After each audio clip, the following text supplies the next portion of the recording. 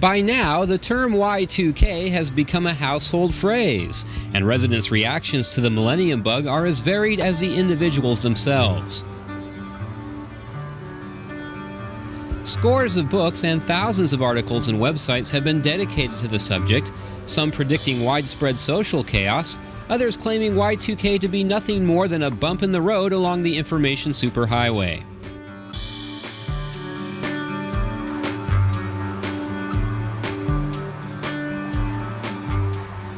It is difficult to know how disruptive the Y2K problem will be to our everyday lives. Although federal, state, and local governments, along with financial institutions, retail businesses, health agencies, and other groups, have been working to test and resolve Y2K concerns, the impacts of the millennium bug are still unpredictable.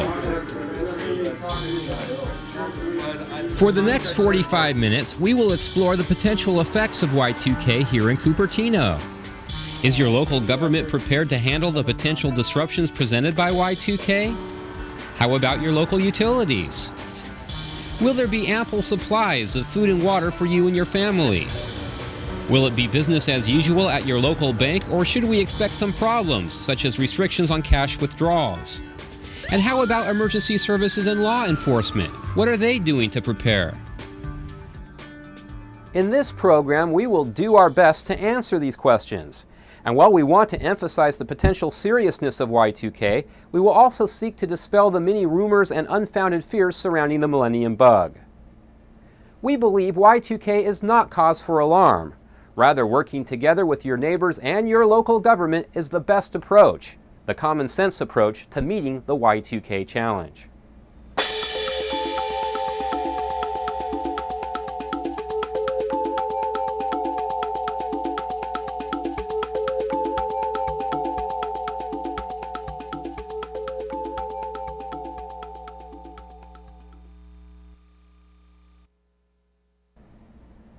As most people know, Y2K refers to the year 2000 computer glitch, which is happening because many older computers and software programs use only the last 2 digits of the year to record dates.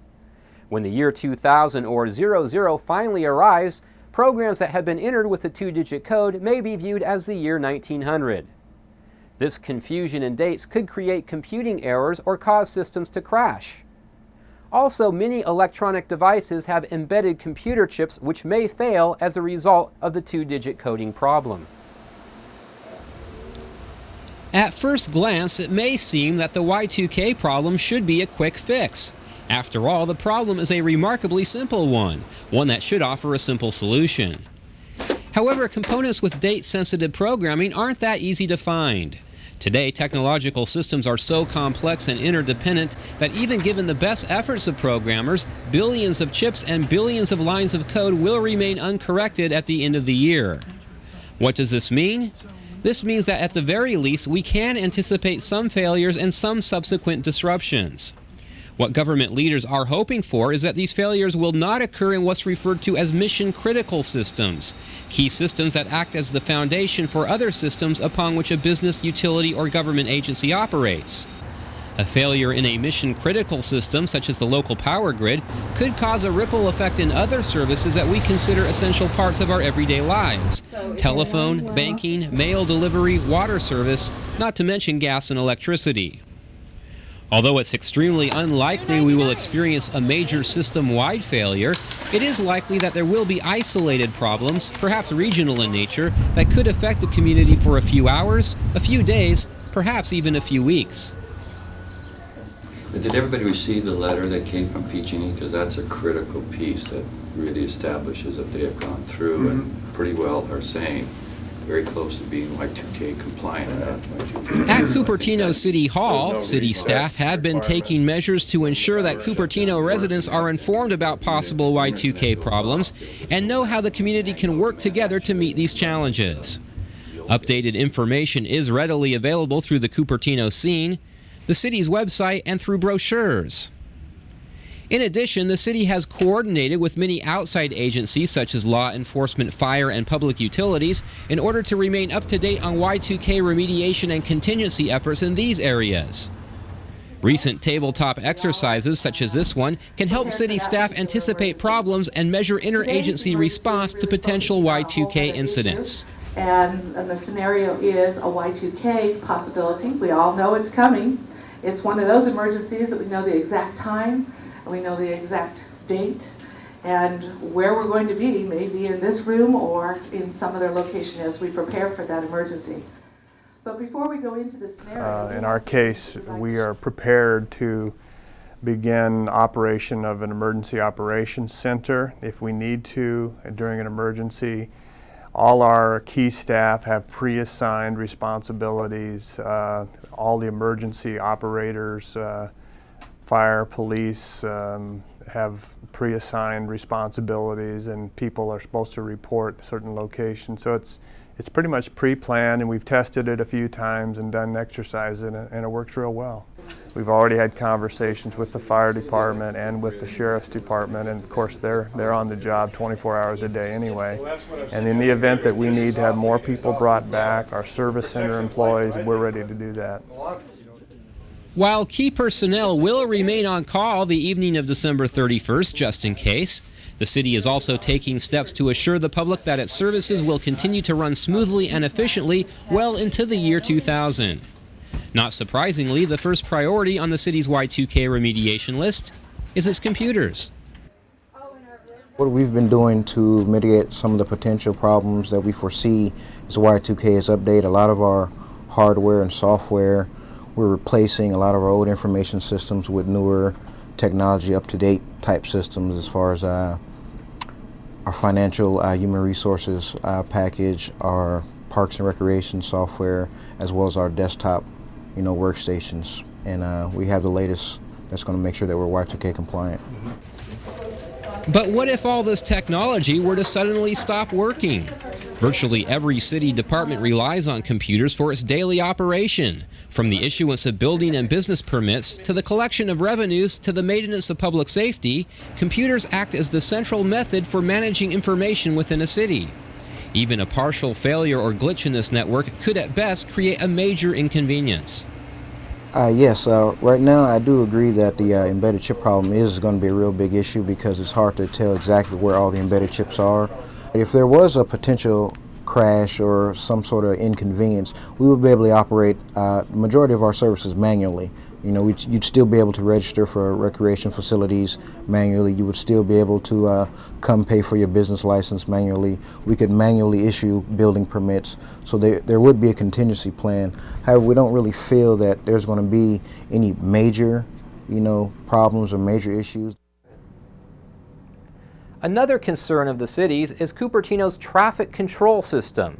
Every traffic signal at every intersection in the city is controlled by a series of computer interconnects which communicate back to this room at the lower level of City Hall. Even if the power stays on, this system is at risk if any of its components prove to be Y2K vulnerable. The traffic signals system, the interconnect system, we are actually implementing a new program and a new hardware, which will then be Y2K compliant, so we don't think there's any problem there. If something does happen, the traffic signal interconnect is only a method of integrating or interconnecting different intersections. If need be, that could be shut off and the signals then would operate on demand actuated, and they would not then be interconnected, which would not be that much of a detriment other than during the peak hours. Along with the traffic interconnect, the city has reviewed its other critical systems and facilities, and all have been determined to be Y2K ready. But if the city is confident it's prepared, what about other areas of our community? One of the biggest concerns related to Y2K is the lack of preparedness by small businesses. A recent report concluded that more than 1 million, or roughly 20% of the nation's small businesses, plan to take no action to address potential Y2K problems. Unprepared businesses not only put themselves at risk, but may also adversely affect their business partners, their suppliers, as well as customers who depend on them for goods and services. Small business has been so focused on just running their business They've not taken the time to really look at it. So I think the implication is going to be that some small businesses are going to falter. Those that don't prepare are not going to be able to give the service. They're going to lose their receivables. They're going to lose some of their records, and that is where they're going to have the problem. I think that the small businesses do not have the same problem that the larger businesses have. First of all, they don't have old software. Most of the small businesses that have PCs have constantly upgraded because the hardware has gotten faster and the software has gotten newer. So the off-the-shelf software and the hardware is pretty Y2K compliant at this point in time. Fortunately, if you are a small business owner in Cupertino, there are steps you can take even now to address your Y2K issues. First, determine if your business has a Y2K problem. Second, take action immediately. Fixing the problem may not be complicated, but it could be time-consuming and labor-intensive. Third, contact your vendors and have them assure you in writing that they will be Y2K ready on January 1st. And finally, stay informed and organize yourself accordingly. One of the things is to be prudent. At the end of the year, make sure that you save your bank statements. Make sure that you back up disks of any important information. Make sure that you have all your receivables and all of your payables so that if some glitch were to take place, you could then recreate it and then continue. That's what's important. Yet even if most businesses are prepared here in Cupertino, many of our key trading partners are not. A leading Y2K consulting company, the Gartner Group, recently concluded that 15% of U.S. companies can expect at least one mission-critical failure, resulting in shutdown or considerable revenue or production loss. In Japan, Korea, Singapore, and Thailand, the expected failure is 33%, and in China and Indonesia, the rate increases to 66%. As of December 1998, fully one-third of the countries in the developing world had not even drafted a Y2K action plan, while many of the world's leading oil exporting countries lagged far behind in their Y2K remediation work. Given such sobering news from overseas, many Y2K experts fear the possibility of a worldwide recession lasting well into 2000, accompanied by a significant correction in global stock markets. This, along with reports that the legal repercussions of Y2K will likely top the $1 trillion mark, remind us that the effects of Y2K could be with us long after January 1st. When we return, we'll visit your local fire department, your PG&E power station, and your 911 dispatch center. 3 key players determined to meet the Y2K challenge.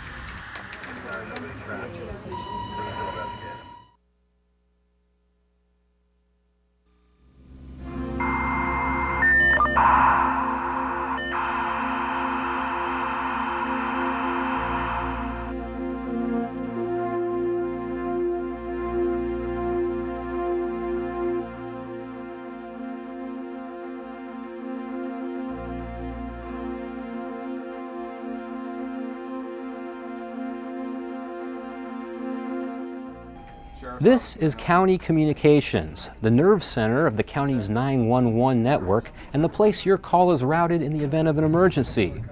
It is also the central dispatch center for the county's sheriff department, the fire department, and paramedic services. If there's a Y2K breakdown here, the effects could be disastrous. What's the problem? 911 centers like these, known as Public Safety Answering Points or PSAPs, are highly automated and are at the top of the list of many Y2K remediation efforts. One official report recently identified more than 50 components within PSAPs that are Y2K vulnerable. With so many components in the communication stream, are local officials confident that the system will work come January 1st? County Communications has done extensive testing. Obviously, we're the 911 center. We don't want to go down. We can't afford to be inoperable even for a minute. So we have a computer system that dispatches all of our equipment for the county sheriff, the county fire department, and the county paramedic dispatch. There is also a mirroring computer system that has been running in the year 2000 for several months now without any problems. We took the actual the actual online system and tested it just a few days ago, and it worked fine. Even if the technology operates as expected, centers like these could be stretched to the limit in the event of a major Y2K crisis. That's why the county is taking steps to be fully prepared as long as necessary.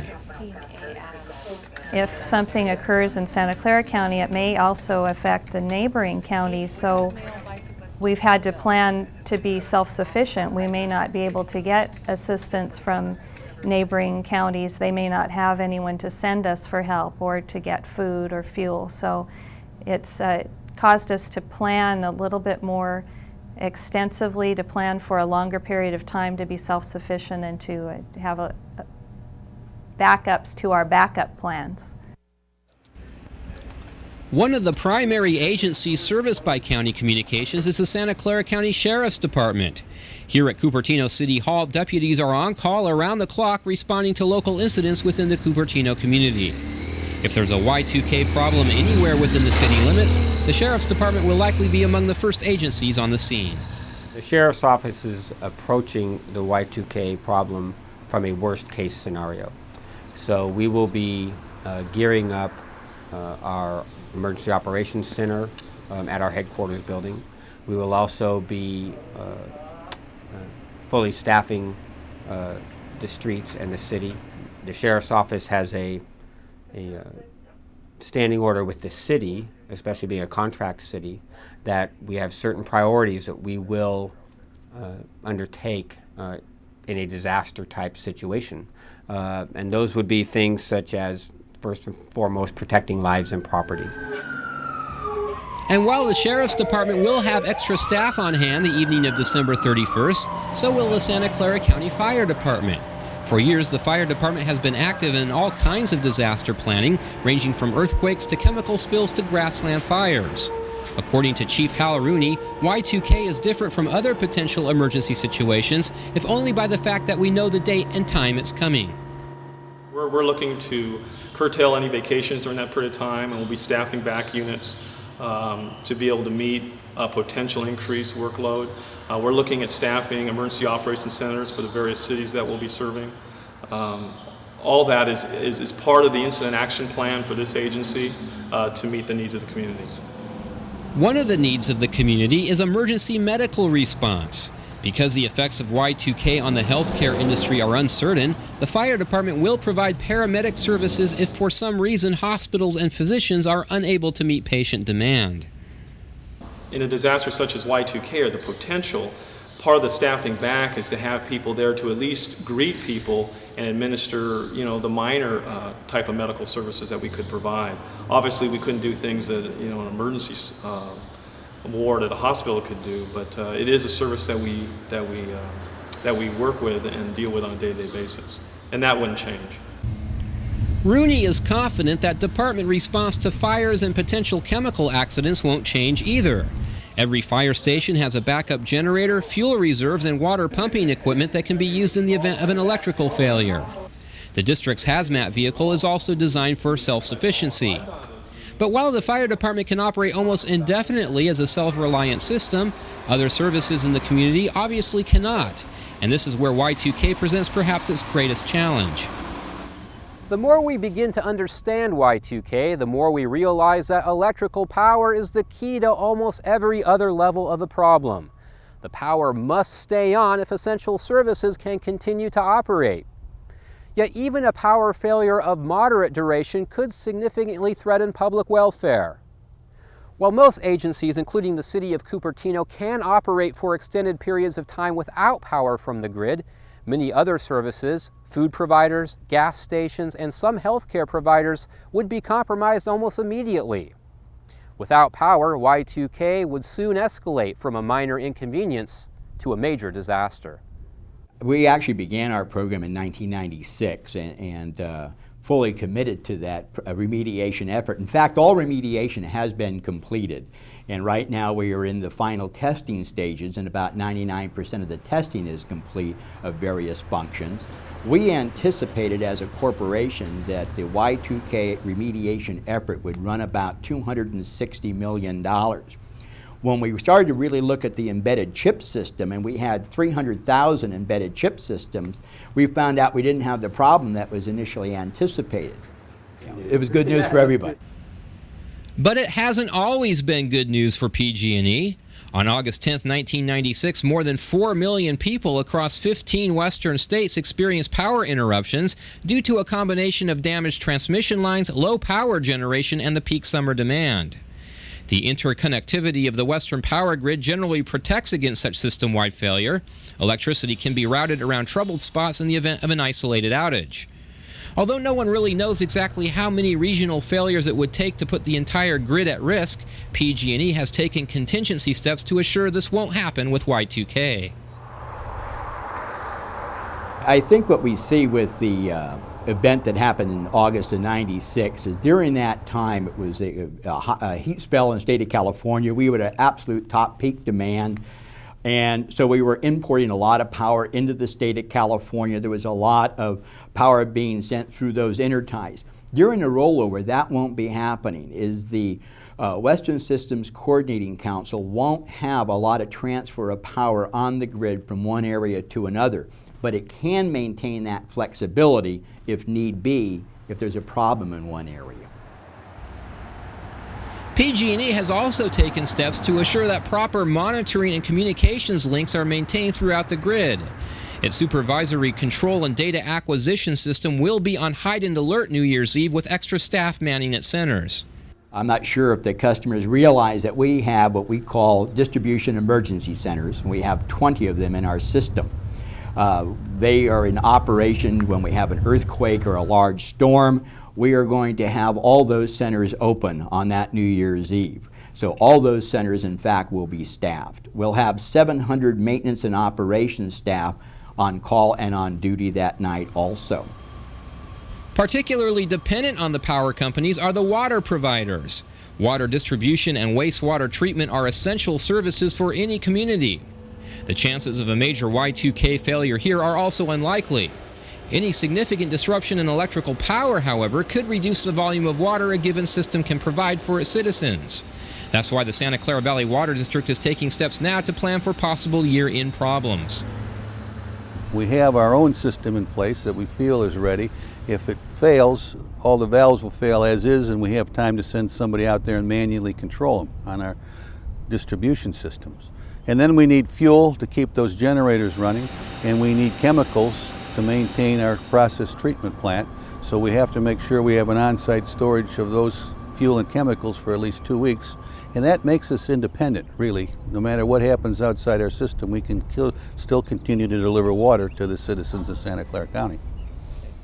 And while Y2K contingency planners focus on basic services like water, gas, and electricity, what about the high-tech gadgets of the information age? Our telephones, home computers, our internet providers, ATM machines, radios, and televisions.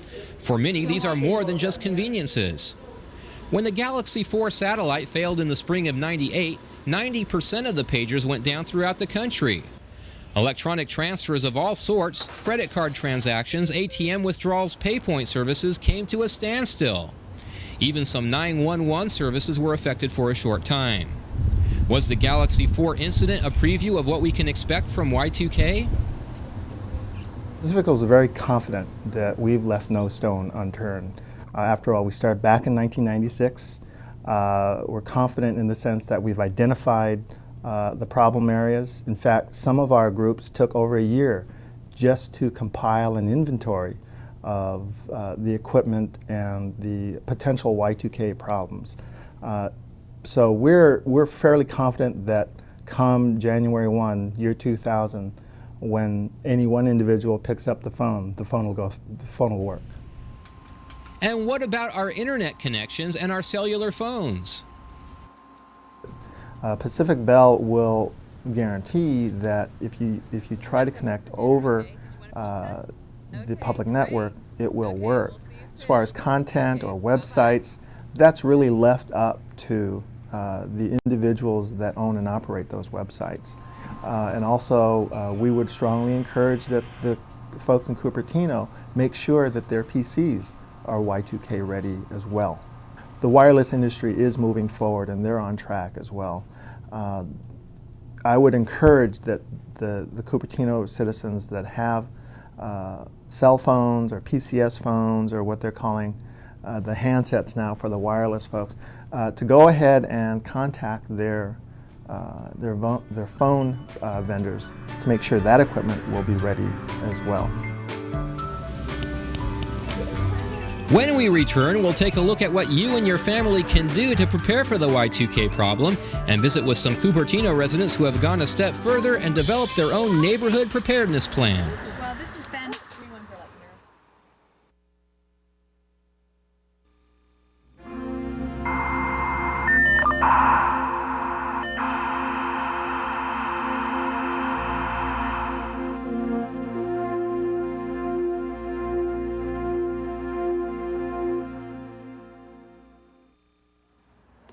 Well, this has been... Green ones are like nurses or what they have.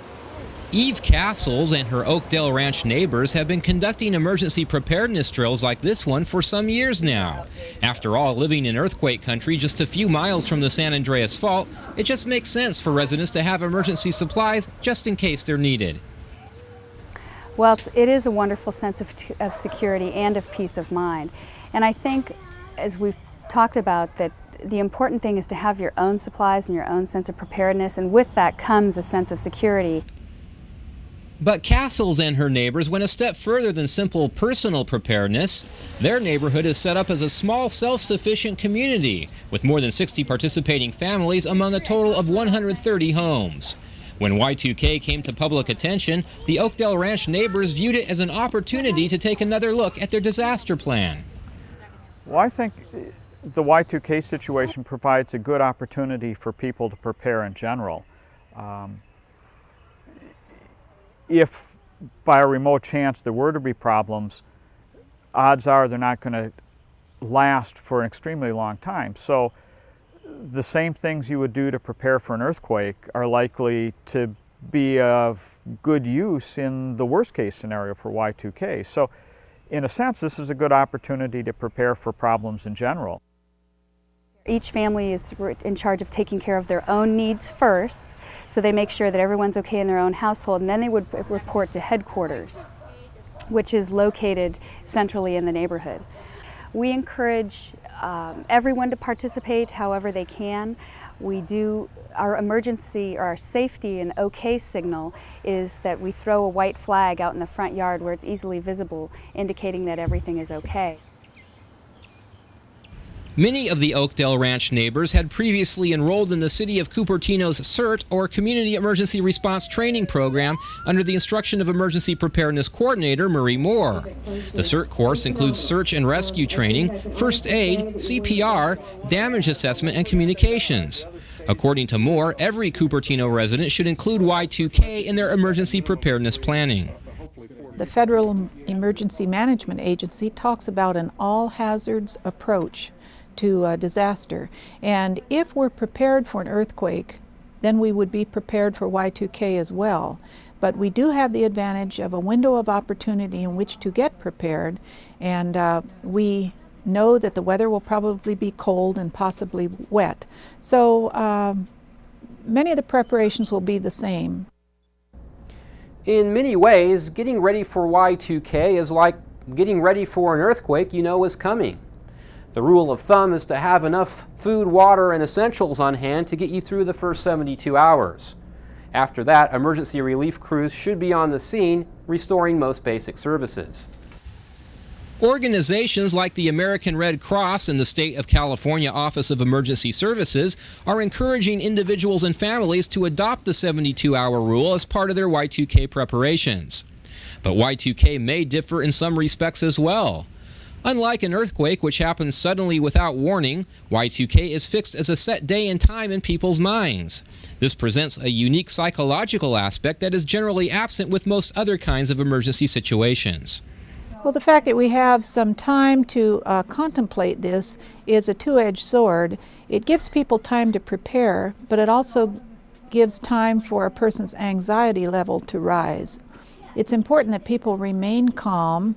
We can't know just what the effects of Y2K will be at this point, but always the fear of the unknown is present, and because we don't know the magnitude of any disruption, people may tend to overreact. Indeed, unjustified public panic could be worse than any technical glitches Y2K can dish out. In this sense, Y2K could be a sort of self-fulfilling prophecy. As the year 2000 rollover nears, there is an increasing possibility of runs on banks, supermarkets, gas stations, and hardware stores, especially in late December when time is short. Grocery stores are especially vulnerable in that many provide what's known as just-in-time delivery and often have only a 2-day supply of food on the shelves.